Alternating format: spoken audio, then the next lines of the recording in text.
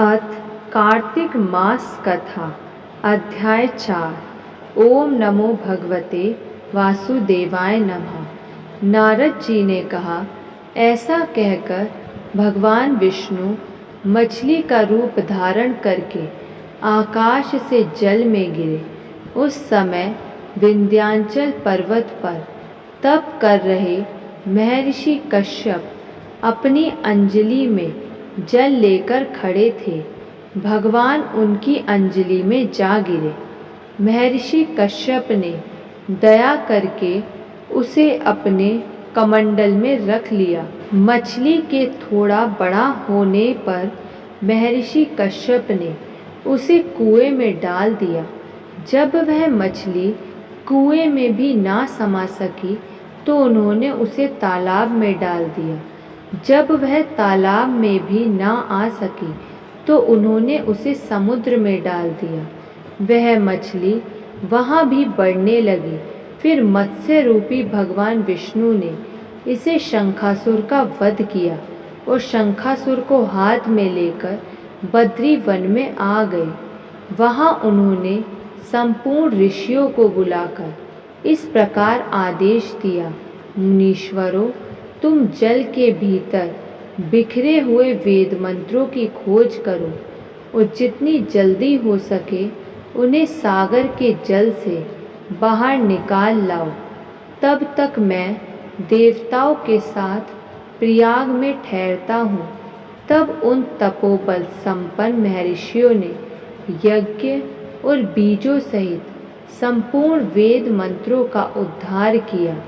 उनमें से जितने मंत्र जिस ऋषि ने उपलब्ध किए, वही उन बीज मंत्रों का उस दिन से ऋषि माना जाने लगा।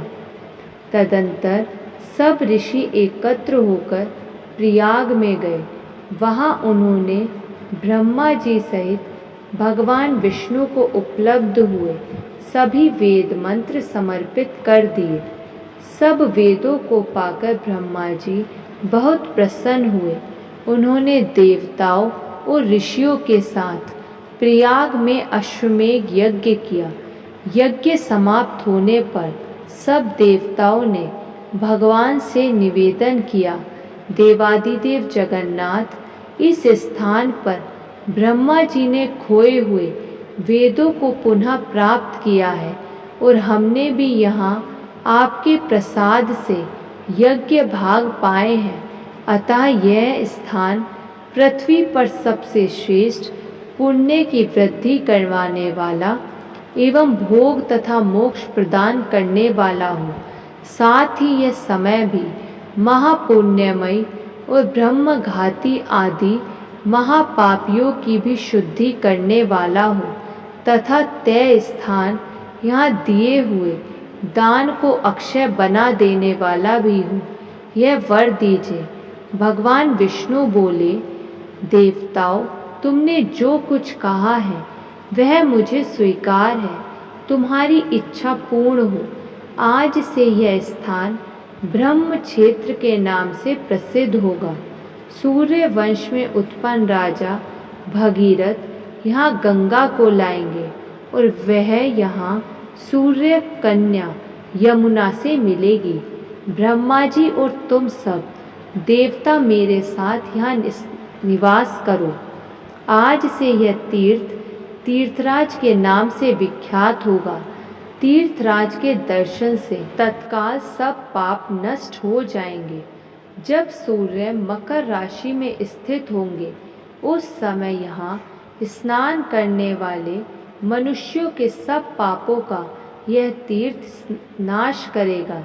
यह काल भी मनुष्यों के लिए सदा महान पुण्य फल देने वाला होगा। माघ में सूर्य के मकर राशि में स्थित होने पर यहाँ स्नान करने से सालोक्य आदि फल प्राप्त होंगे। देवादिदेव भगवान विष्णु देवताओं से ऐसा कहकर ब्रह्मा जी के साथ वहीं अंतर्ध्यान हो गए।